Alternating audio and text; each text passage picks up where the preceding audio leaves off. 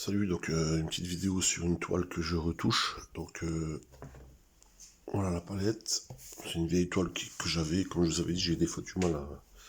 Quand je commence quelque chose, je commence plusieurs choses en même temps. Et des fois, on termine pas tout de suite.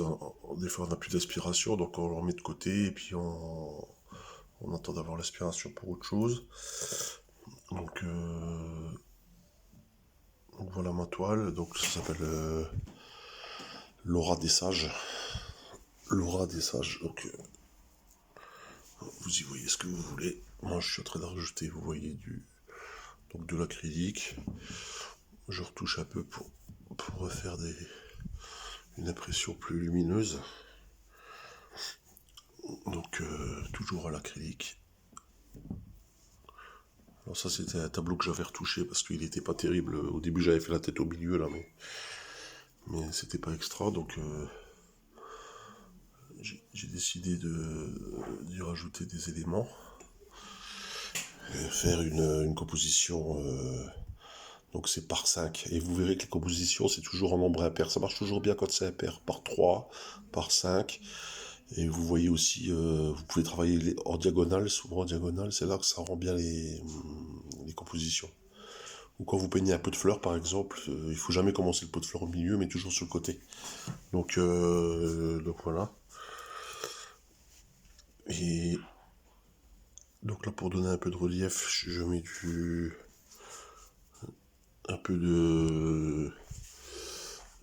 je rajoute un peu de luminosité pour donner l'aspect un peu oratoire là, du personnage du milieu.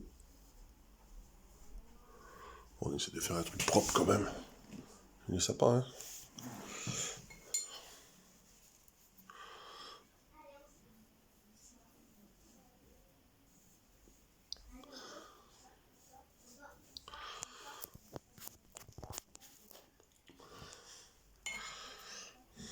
Voilà, donc là je touche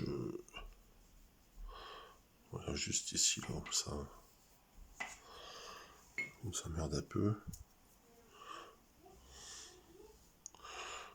Et on retouche un peu. Alors, et pour donner du relief, j'ai mis aussi un peu de modeling paste par endroit. Donc le modeling paste, c'est une matière, c'est une sorte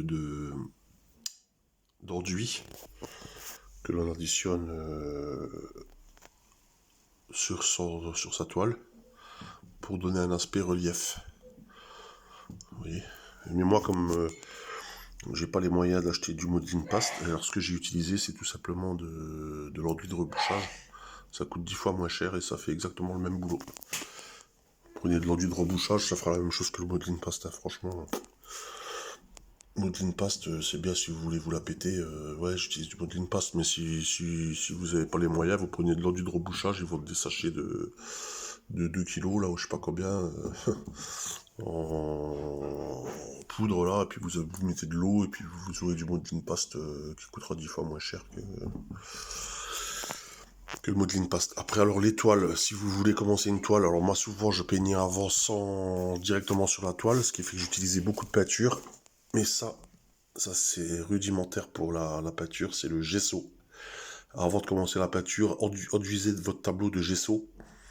Déjà, ça va mieux glisser quand vous allez peindre, et en plus, ça va badigeonner votre toile pour éviter que ça absorbe toute la peinture, et d'en utiliser 2 fois plus. Donc, utilisez d'abord du gesso. Vous enduisez votre toile de gesso, et ensuite, une fois que c'est bien enduit, vous attaquez. Alors moi, pendant longtemps, du gesso, j'en ai jamais utilisé.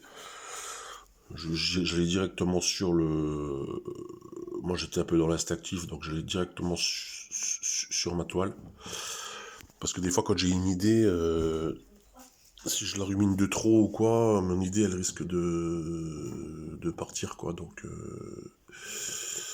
des fois j'ai l'idée, je vais directement sur le tableau. C'est un peu l'erreur que j'ai fait pendant longtemps. Et après, on oublie d'utiliser les techniques qui peuvent nous aider. Et sur le modeling paste, je me suis rendu compte que j'utilisais beaucoup de peinture, quoi. Donc voilà, je vais vous laisser. Allez, ciao les amis, à bientôt.